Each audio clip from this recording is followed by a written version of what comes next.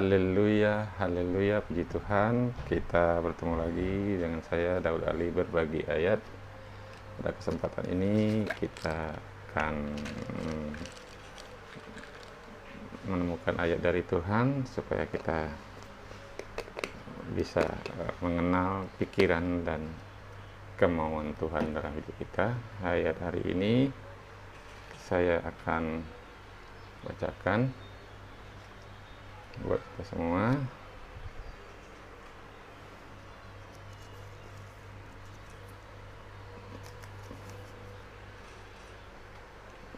Mazmur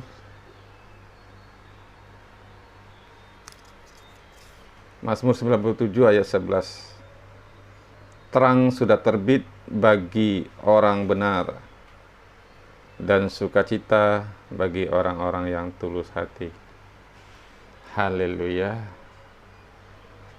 Ayat yang kita dapat hari ini adalah Mazmur 11 ayat Mazmur 97 ayat 11. Terang sudah terbit bagi orang benar dan sukacita bagi orang-orang tulus hati. Kita ingat bahwa Yesus adalah terang. Kita anak-anak terang di dalam Yesus, dan kalau kita ada di dalam terang dan kita adalah anak terang, terang itu sudah terbit bagi orang benar. Ingat ayat-ayat kemarin bahwa kita dibenarkan oleh Tuhan.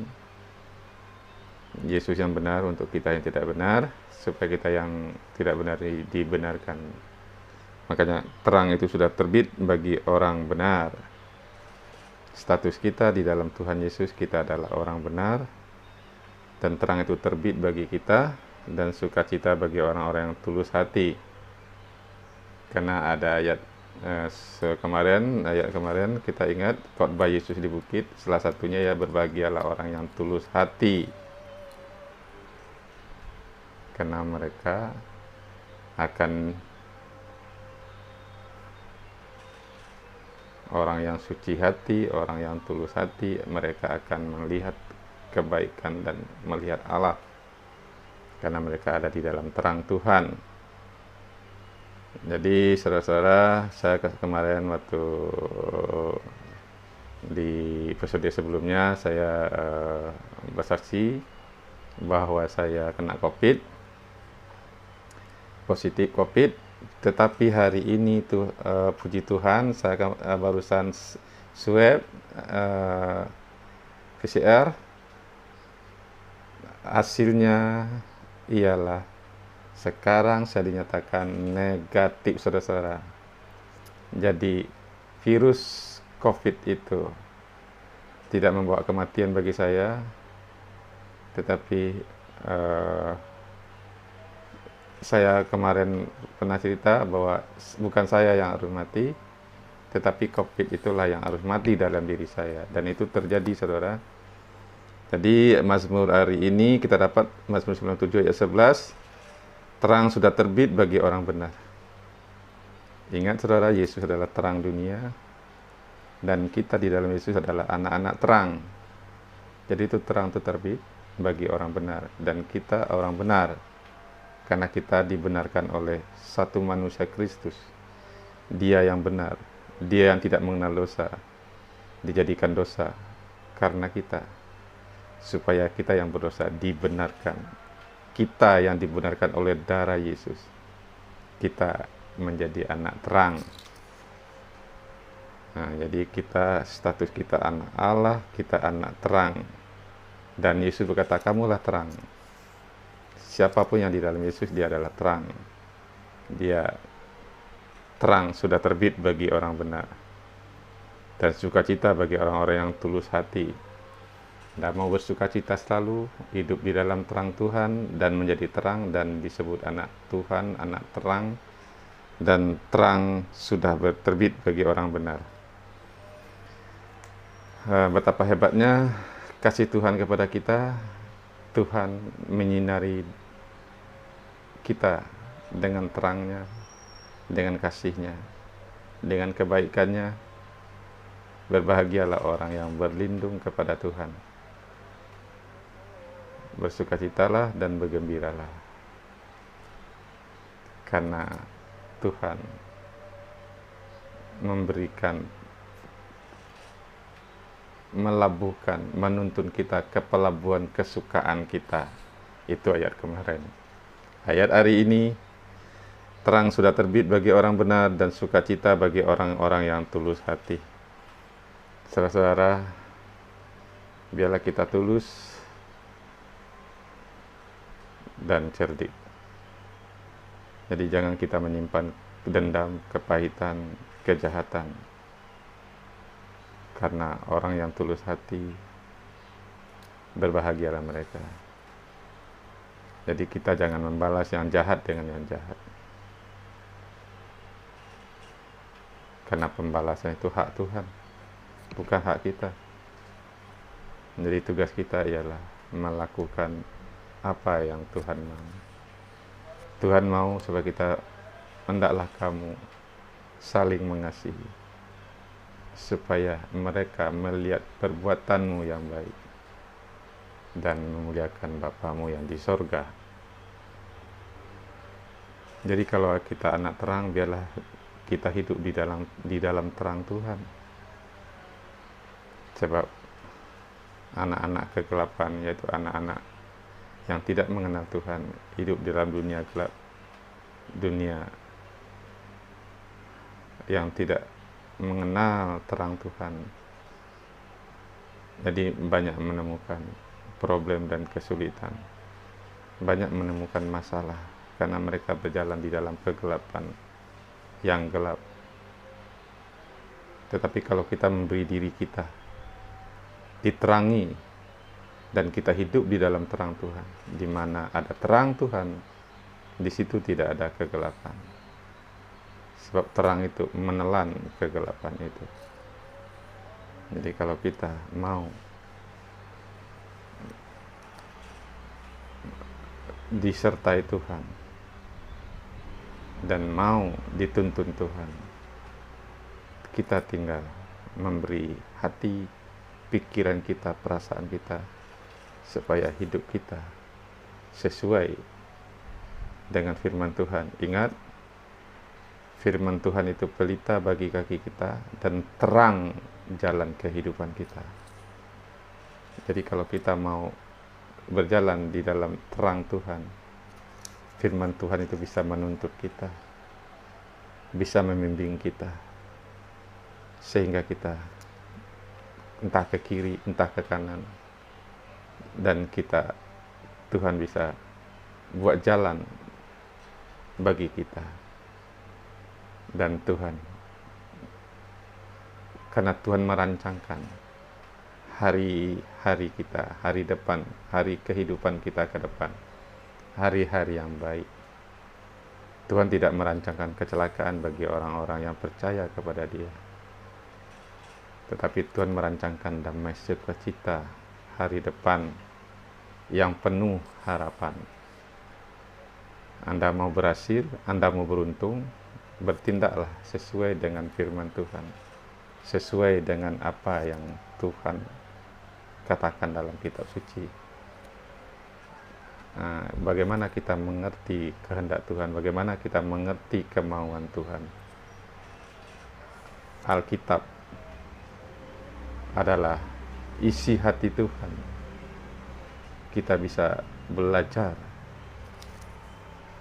mengenal isi hati Tuhan, mengenal kemauan Tuhan. Jadi terang sudah terbit, jadi sinar Tuhan bagi orang-orang yang tulus hati, bagi orang yang ingin mencari Tuhan. Tuhanlah yang akan menyinari orang itu dengan kasih-Nya, dengan anugerah-Nya, dengan wajah-Nya. Tuhan akan menghadapkan wajah-Nya kepada orang-orang yang takut akan Dia dan menyinari orang itu, sehingga orang itu mengenal cahaya kemuliaan Tuhan, sehingga mereka bisa terbit terang bagi mereka, karena terang sudah terbit bagi orang benar. Kita ingat ayat Alkitab mengatakan tidak ada orang yang benar. Semua orang telah berbuat dosa, telah hilang kemuliaan Allah. Tetapi siapa yang menerima Dia, yang menerima Yesus, diberinya kuasa menjadi anak-anak Allah, menjadi anak-anak terang. Karena di dalam Yesus kita adalah terang. Karena Yesus adalah terang dunia. Yesus adalah terang. Jadi kalau kita mau berjalan di dalam terang, berjalan bersama Yesus, karena Yesus adalah terang. Yesus berkata, akulah terang dunia. Barang siapa yang berjalan bersama aku, dia tidak berjalan di dalam kegelapan. Karena dia berjalan di dalam terang Tuhan. Sehingga kakinya tidak akan terantuk dan tidak akan tersandung. Walaupun kemalangan orang benar itu banyak, tetapi Tuhan sanggup melepaskan orang-orang yang berlindung kepada Tuhan. Jadi saudara mau berjalan bersama Tuhan, mau hidup dituntun Tuhan, hidup di dalam terang Tuhan, supaya terang itu terbit, bercahaya, sehingga saudara-saudara tidak bingung atau tidak tersesat dalam dunia ini. Karena dunia ini bisa menyesatkan kita, menyesatkan pikiran kita, membuat ketakutan. Karena setan itu membuat teror. Nah, tetapi Tuhan memberi roh kekuatan kasih dan ketertiban. Karena Tuhan tidak memberi roh ketakutan kepada manusia.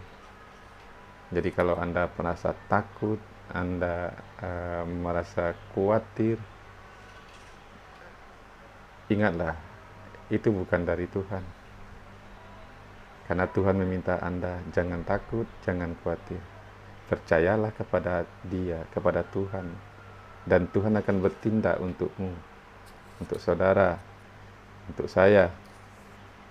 Dan terang itu terbit bagi orang yang berlindung kepada Tuhan.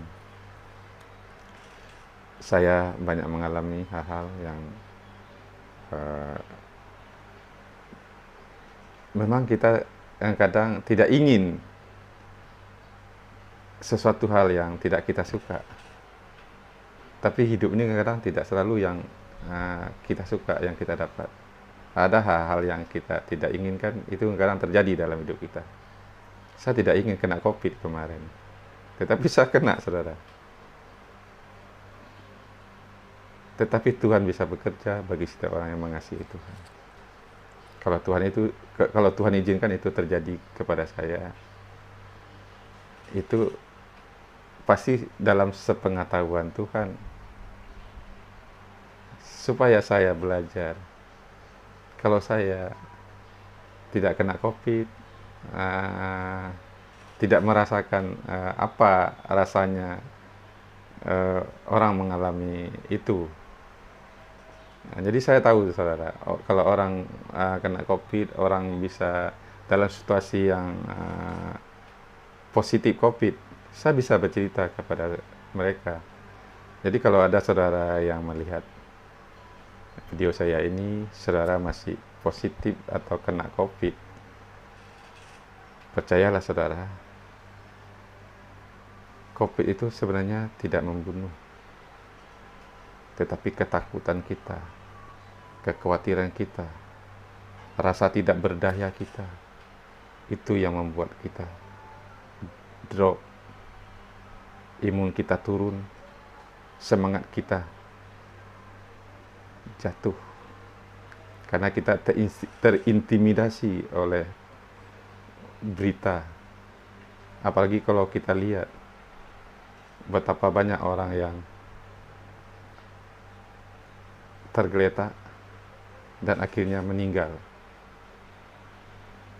karena mereka takut, karena mereka khawatir, karena mereka cemas. Karena saya pernah merasakan kecemasan itu. Karena saya berpikir, waduh, karena saya udah susah bernapas. Dan udah kita lemas, selera makan nggak ada. kita susah untuk makan. Sedangkan kita perlu imun tubuh yang sehat.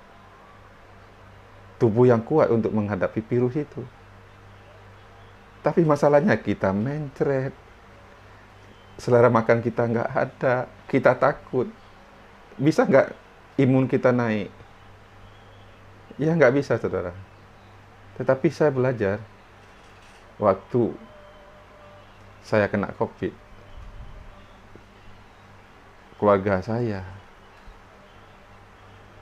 diisolasi juga oleh warga. Dia minta sama RT supaya keluarga saya tidak boleh kemana-mana, saudara. Dan saya jadi bingung ngeliat situasi itu. Karena untuk beli sesuatu aja, saya kan disarankan makan bubur sama dokter. Dan kita keluar mau beli bubur, nggak bisa, nggak boleh. Dan kita harus nunggu orang yang mau membelikan untuk kita. Karena kita diisolasi, saudara. Bukan saya saja yang diisolasi, keluarga saya juga isolasi. Karena mereka takut melalui keluarga saya nanti virus ini menyebar di sini, katanya gitu. Disitulah saya berpikir. Tadi saya berpikir saya sudah, ya saya memang berpikir saya nggak mau mati tua gitu loh ya, mati dalam keadaan apa ya, dalam keadaan tidak harus ini orang, harus dirawat sama keluarga gitu, harus dicebokin. Saya membayangkan itu, lebih bagus saya mati dalam keadaan saya masih sehat. Kayak kemarin saya baik-baik saja, tiba-tiba saya kena COVID, saya susah bernapas, saya tidur dan saya akan mati dengan keadaan tidur, dengan keadaan saya ikhlas, karena tidak sakit lama dan langsung mati. Itu juga saya ada melintas di pikiran saya. Oke, saya juga udah siap,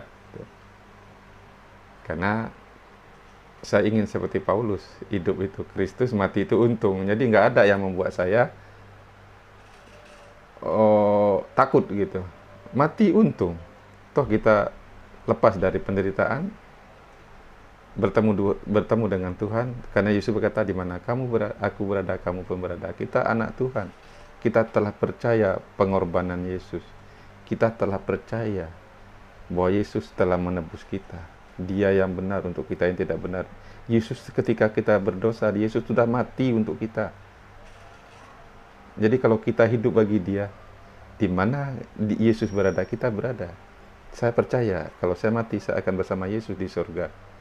Jadi apa yang harus saya takuti? Mati untung bagi saya. Tetapi karena melihat keluarga saya, anak saya diisolasi, saya pikir, Tuhan, saya masih ingin hidup, Tuhan. Bukan saya yang harus mati. Virus yang ada di dalam diri saya inilah yang harus mati. Karena saya masih ingin mendampingi keluarga saya. Saya masih ingin hidup untuk mendampingi keluarga saya, anak saya khususnya, biar dia lebih siap, lebih dewasa, lebih bisa mandiri. Setelah itu saya ingin, kalaupun saya harus mati, saya sudah tenang, Tuhan. Kalau anak saya sudah mengenal Tuhan, sudah mengandalkan Tuhan, sudah hidup di dalam Tuhan, saya nggak akan khawatir lagi. Karena orang yang bersama Tuhan diberi kekuatan oleh Tuhan. Orang singa saja bisa mati kelaparan. Tetapi orang yang mengandalkan Tuhan, orang yang menantikan Tuhan, dia akan selalu mendapat kekuatan baru. Dia seperti burung Raja Wali yang akan terbang tinggi, mengatasi badai hidup, mengatasi persoalan-persoalan dalam hidup ini. Jadi bersama Tuhan itu, Paulus berkata, segala perkara kita dapat tanggung di dalam Yesus Kristus yang memberi kekuatan kepada kita. Jadi apa yang bisa membuat kita terpisah, kecuali kita meninggalkan Tuhan, kita keluar dari kasih karunia. Itu bukan salah Tuhan, salah Anda dan saya. Kalau saya keluar dari kasih karunia Tuhan dan saya meninggalkan Tuhan, ya bagaimana Tuhan mau menolong saudara? Tuhan bukanlah pencipta yang otoriter. Karena kita telah diberi hak bebas oleh Tuhan. Karena Tuhan tidak ingin dia disembah, dia dihargai, dia dihormati karena apa ya? Karena kayak robot gitu, harus dipaksa sama Tuhan. Karena Tuhan mengasihi manusia. Karena Tuhan itu hanya ingin manusia itu percaya kepada Dia. Dan betapa besar kasih Tuhan itu kepada kita. Dan kita diminta hanya untuk percaya dan menuruti apa yang Tuhan mau. Karena Tuhan ingin kita menikmati kemurahan-Nya, menikmati kebaikan Dia. Jadi kalau Adam itu menuruti Tuhan, dia tidak perlu mati menderita, tidak perlu susah. Tetapi Adam malahan meragukan Tuhan, malahan percaya apa yang dikatakan setan. Ini loh saudara-saudara. Sekarang disitulah iblis itu membuat kita ragu sama Tuhan. Wah, bagaimana mungkin? Seolahnya iblis itu pandai sekali mengintimidasi kita. Kamu tidak berkenan. Karena dulu saya pernah, saudara, sebelum saya mengenal Tuhan, saya merasa adalah orang yang tidak berarti, orang yang tidak berharga, orang yang tidak dikasihi Tuhan. Dan saya sudah pernah mau bunuh diri, sudah pernah mau loncat dari gedung tinggi. Karena buat apa saya hidup kalau nggak bisa mencintai dan dicintai? Karena saya tidak merasa, dan saya merasa tidak dicintai oleh siapapun, bahkan oleh keluarga saya. Karena ibu saya sakit jiwa, dipasung, saya diejek oleh orang-orang bahwa saya ini, kalau di kampung saya itu kalau ada anak kecil itu di belakang saya itu banyak itu, mereka tepuk tangan. Dia bilang apa? Ibu saya kan namanya Kasidah, anak sidah gilo, anak sidah gilo, anak sidah gilo, katanya gitu. Di artinya saya itu anak sidah gila gitu. Karena ibu saya gila, dipasung. Jadi saya merasa orang yang tidak beruntung, orang yang tidak dihargai. Buat apa saya hidup? Lebih bagus saya mati. Tapi saya kalau mati, saya takut dosa, saudara-saudara. Pasti masuk neraka. Karena bunuh diri itu di keyakinan saya dulu juga dikatakan itu dosa. Jadi hidup sulit, hidup merasa tidak berharga, tidak berarti, mati takut dosa. Akhirnya saya gila, saya juga ikut gila. Dan benar-benar saya juga hampir gila. Karena saya masuk rumah sakit jiwa. Karena saya kejang otak, saya pikir ada kelainan di otak saya. Akhirnya saya coba ke bagian saraf di EEG, katanya nggak ada ini kelainan berarti. Ini gangguan jiwa, katanya gitu. Saya dibawa ke bagian psikiater. Saya diobservasi oleh mereka, ditanya apa yang jadi persoalan, apa yang menjadi beban hidup yang seolah kamu tidak bisa tanggung, seolah tidak ada jalan keluar, gitu. Iya, saya bilang, saya merasa memang tidak berarti, gitu. Saya merasa tidak berharga. Saya pernah ingin bunuh diri, tapi takut dosa, saya bilang. Pasti masuk neraka, kata saya bilang. Itulah alasan saya kenapa saya sampai saat ini masih bertahan hidup. Mungkin ini cobaan dari Allah, saya bilang gitu. Di situ ada seorang anak Tuhan, dia masih praktek dokter pada waktu itu, dia belum jadi dokter, tetapi ada dokter seniornya, dokter utamanya ada, tetapi di situ mahasiswi itu masih praktek dokter. Di situ dia menyela saya waktu saya bilang saya takut dosa itu, pasti masuk neraka. Dia bilang, kalau gitu kamu udah sayang Tuhan dong, katanya gitu. Wow, seumur-umur saya nggak pernah berpikir saya disayang Tuhan. Karena keluarga saya berkata, orang-orang kampung itu berkata, saya ini keluarga terkutuk. Kutuk 7 turunan. Ibu saya katanya termakan sumpah. Karena bapak dari ibu saya itu gila juga. Dan ibu saya, ya gila. Ibu saya pernah bekar rumah. Ibu saya pernah mau nyunatin kakak laki-laki saya 2 orang sampai meninggal. Dan saya katanya akan mewarisi itu. Karena ini sampai 7 turunan katanya gitu. Saya tidak menolak, saudara. Saya tidak mau, karena di agama saya dulu, di agama Islam juga dikatakan bahwa ada taubat nasuha, saudara-saudara. Taubat yang sungguh-sungguh taubat kepada Allah. Kalau kita sungguh-sungguh taubat, kita benar-benar minta rahmat, ridho Tuhan, ridho Allah, Allah akan bisa melepaskan kita dari kutuk itu. Walaupun saya menolak, saudara-saudara, tetapi kutuk itu mengejar saya. Saya mimpi buruk, kejang otak, susah. Ini katanya nggak ada kelainan, tetapi saya sudah merasa hidup segan mati nggak mau. Dalam pikiran saya cuma ada 2. Kalau nggak bunuh diri, bunuh orang, saudara. Karena saya mempunyai kepahitan. Saya mempunyai kebencian. Karena dari kecil itu saya disiksa, banyak mengalami penderitaan. Jadi timbul kebencian dalam hati saya. Kalau saya nggak bisa bunuh diri, saya akan bunuh orang. Jadi hanya 2 aja dalam hidup saya.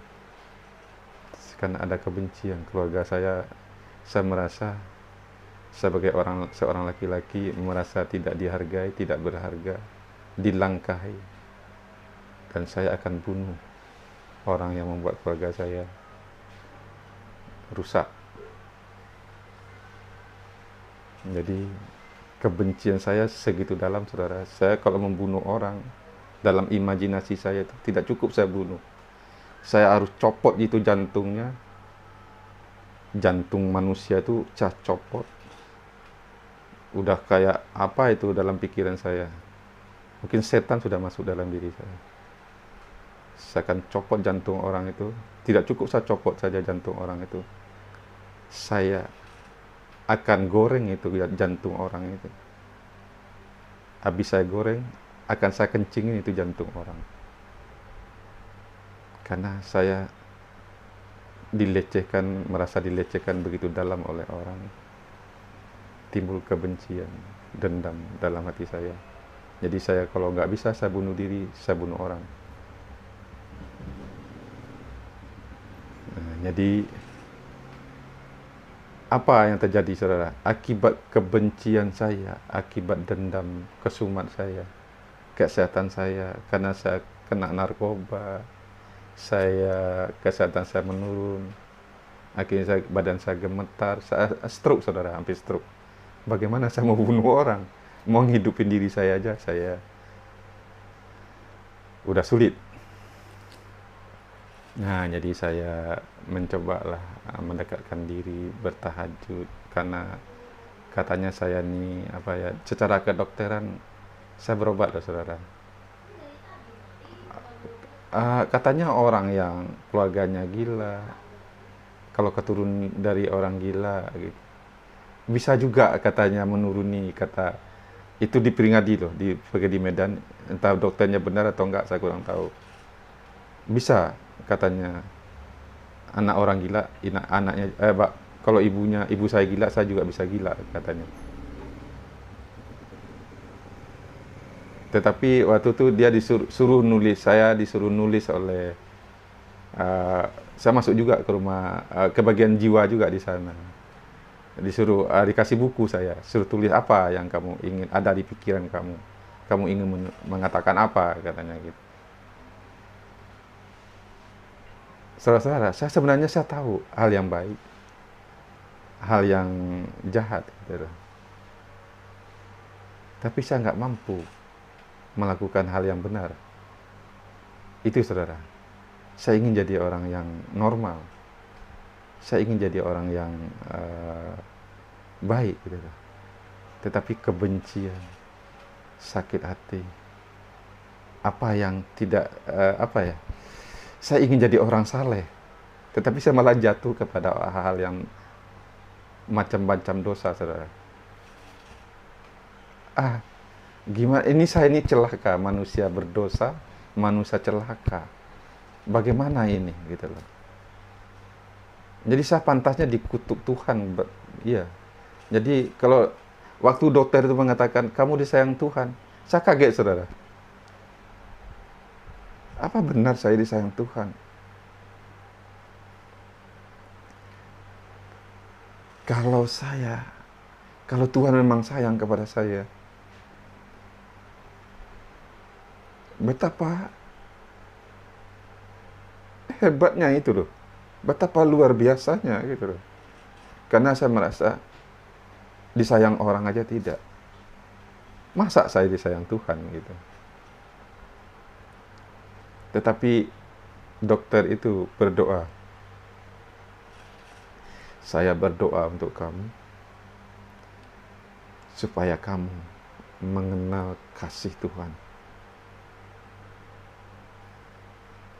Betapa dalamnya kasih itu, betapa tingginya kasih itu, betapa panjang dan lebarnya kasih Tuhan itu, sekalipun melampaui akal dan pikiran kamu. Saya berdoa supaya kamu bersama orang-orang kudus, kamu mengenal Tuhan. Saudara tahu, anehnya doa orang itu didengar Tuhan. Sekarang saya mengenal kasih Tuhan, karena begitu besar kasih Tuhan kepada saya, sehingga Yesus dikorbankan untuk saya. Saya orang berdosa, tapi Yesus mau mengorbankan dirinya, mati untuk saya orang berdosa ini. Saya hanya tinggal menerima dan percaya. Jikalau kamu percaya, kamu menerima kasih dari Tuhan, kamu jadi ciptaan baru. Sebab siapa yang ada di dalam Yesus, ia adalah ciptaan baru. Yang lama berlalu. Yang jadi manusia lama saya, kebencian saya. Kalau saya berpikir untuk membunuh orang, saya berpikir mencopot jantungnya juga. Dan kalau saya sudah mencopot jantungnya itu akan saya goreng. Kalau habis saya goreng jantungnya itu, saya kencingin. Tapi manusia lama saya itu dikuburkan di dalam baptisan bersama Yesus. Sekarang saya menjadi ciptaan baru. Jadi ayat hari ini, terang sudah terbit bagi orang benar. Saya orang berdosa dibenarkan oleh Yesus. Jadi terang Tuhan terbit atas hidup saya. Dan sukacita bagi orang-orang yang tulus hati. Sekarang saya bersukacita, saudara-saudara. Dulu saya merasa orang yang paling malang dalam dunia ini. Orang yang tidak beruntung. Orang yang tidak dikasihi. Sekarang saya merasa salah satu orang yang paling beruntung di dunia. Karena kalau bukan kasih dari Tuhan, saya bukan siapa-siapa. Saya sudah mati. Saya seharusnya tidak ada lagi di dunia ini. Saya pernah ingin bunuh diri. Saya sudah pernah mau mati oleh sakit penyakit. Karena udah stroke. Tetapi ketika saya mendapat kasih dari Tuhan, menerima anugerah dari Tuhan, dan saya juga sudah mau dibunuh juga sama saudara saya, sudah mau mati juga. Tetapi kasih Tuhan itu, kalau orang Padang bilang di kampung saya itu, kalau alun aja papantang mati. Kalau memang belum ajalnya, belum mati, saudara-saudara. Kemarin kena COVID, saya udah tergeletak loh, saudara. Kena COVID, saya udah lemas, saya mencret. Karena saya waktu saya demam panas itu saya nggak mau ke rumah sakit, daripada nanti dikirain saya COVID gitu loh. Tapi ternyatanya saya benar-benar COVID. Saya hanya beli obat bodrek, ya bodrek penurun panas, bodrek batuk gitu. Saya konsumsi. Sempat memang turun badan panas saya. Tapi masalahnya nafas saya sudah sulit karena mencret, lemas. Saya susah. Karena mau tidur kan kita harus relax. Itu nggak bisa, saudara. Saya harus karena harus menarik kuat gitu loh. Karena napas kayaknya paru-paru saya tuh sulit, kayak apa ya? Gitu, nggak naik gitu loh. Apa kali itu? Apa? Nggak udara atau apa? Nggak ngangkat gitu loh. Jadi saya harus begitu semalaman, saudara. Saya nggak udah bayangkan udah lemas, mau tidur nggak bisa. Akhirnya terpaksa juga ke rumah sakit. Begitu dites ternyata COVID saya. Akhirnya karena rumah sakitnya mahal, saya pikir, dok, saya nggak mau dirawat di sini karena saya tahu nanti biayanya. Nggak bisa, bapak harus paling nggak bapak harus dirawat 3 atau 4 jam di sini karena bapak nanti nggak kuat, karena bapak karena bapak perlu apa ya, perlu tenaga karena bapak udah lemah, jadi bapak perlu dirawat. Nggak lama kok katanya gitu. Diimpus saya satu kantong impusan, saya disuruh, akhirnya saya pulang. Itu tahu saudara kena berapa? Kena 771.500. Bagaimana kalau saya lama gitu kan. Sedangkan keadaan kita kena COVID ini ya biaya ke jalan terus, tetapi pemasukan kan kita apalagi tempat kerjaan saya sudah tutup. Sedangkan saya ini borongan. Kalau ada kerja ada gaji, kalau nggak ada kerja ya nggak ada gaji. Karena kita ini borongan lepas. Tetapi bersyukur kepada Tuhan. Tuhan tidak pernah tinggalkan orang-orang yang berlindung kepada Tuhan. Jadi, saudara-saudara, percayalah kepada Tuhan. Tuhan akan bertindak. Dalam keadaan COVID, saya nggak tahu. Saya sendiri nggak tahu cara menolong diri saya bagaimana. Tetapi Tuhan tahu cara menolong saya. Itu Tuhan tunjukkan. Jadi bahkan orang yang apa ya sudah lama gitu, memang nomornya masih saya simpan, tiba-tiba dia nelpon, Bapak masih ingat sama saya ya, karena karena namanya ada di situ, saya lihat ada David gitu, namanya David, Pak David. Terima kasih Pak David. Dia mengajukan pertanyaan loh ke saya. Masih ingat? Oh iya kan Pak David ini. Oh masih ingat sama saya, padahal saya nggak ingat loh. Tetapi karena ada namanya masih di HP saya, begitu dia telepon saya lihat, oh David, ini David yang mana gitu, saya lupa. Tetapi bagaimana kabar? Baik. Boleh saya mengajukan dua pertanyaan Pak? Ya boleh katanya gitu. Satu, boleh saya minta nomor rekening Bapak? Saya tergerak untuk memberkati Bapak, katanya gitu. Bayangkan saudara, orang yang sudah lama saya nggak ingat. Tetapi kenapa kok dia mengingat saya? Yang dia minta nomor rekening saya loh. Dia berkata, saya tergerak untuk memberkati Bapak.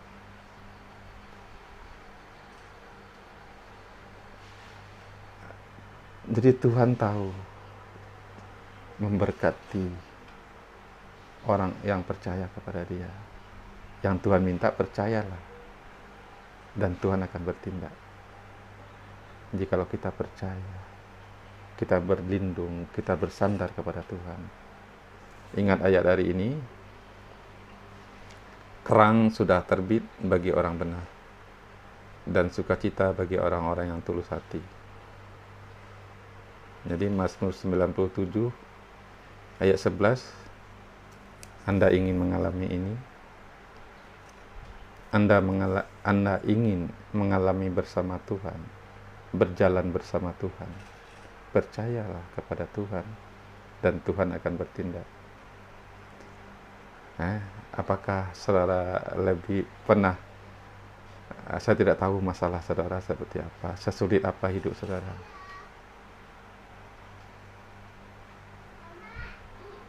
Tetapi bagi Tuhan, Tuhan tidak pernah, bahkan buluh yang terkulai tidak akan dipatahkan oleh Tuhan.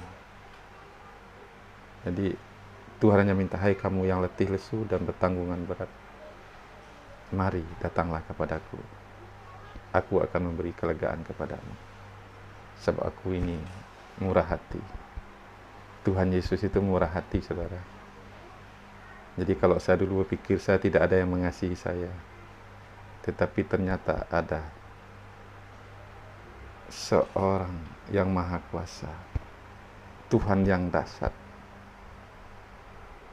Dia mau datang menjadi juru selamat saya. Itulah Tuhan di dalam Yesus Kristus.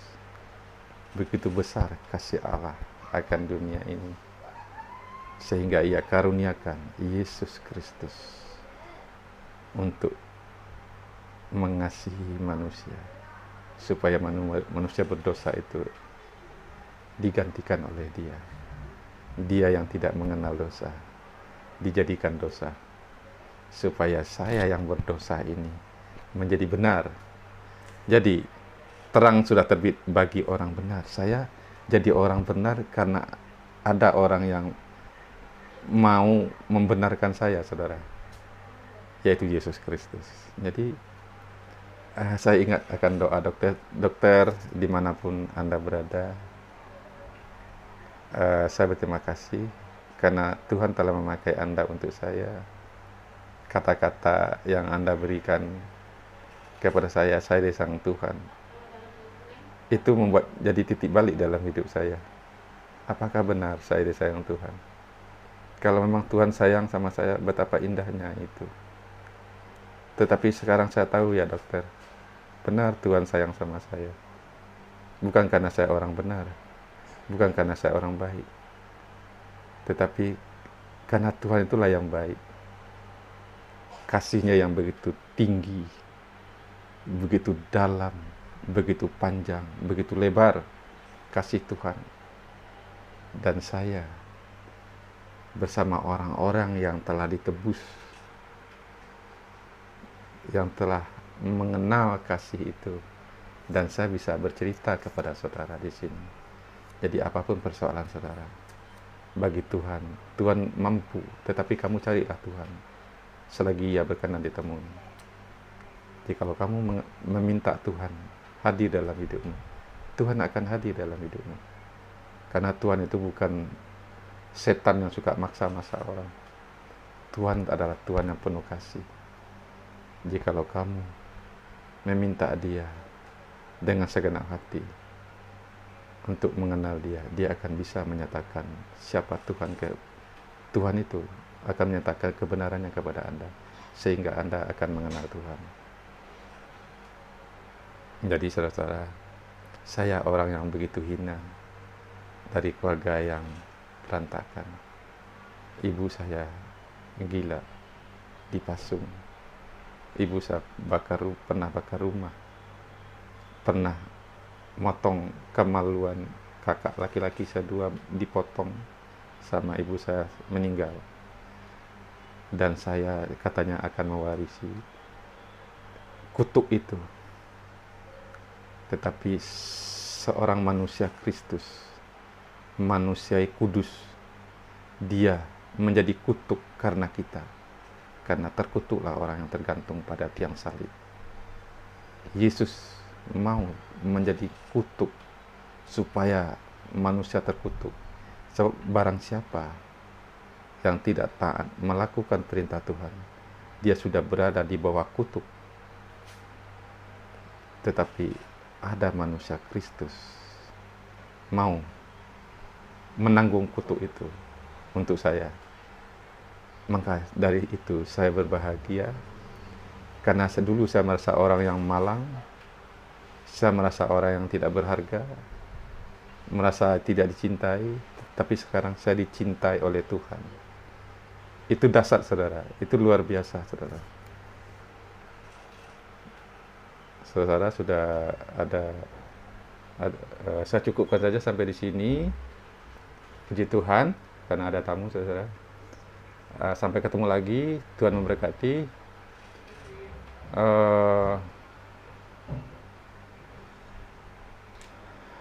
Jangan lupa like, subscribe, dan bagikan supaya ini kalau saya berbagi ayat saudara beritahu. Terima kasih dalam nama Tuhan Yesus Kristus. Kasih Tuhan menyertai kita semua. Haleluya. Amin.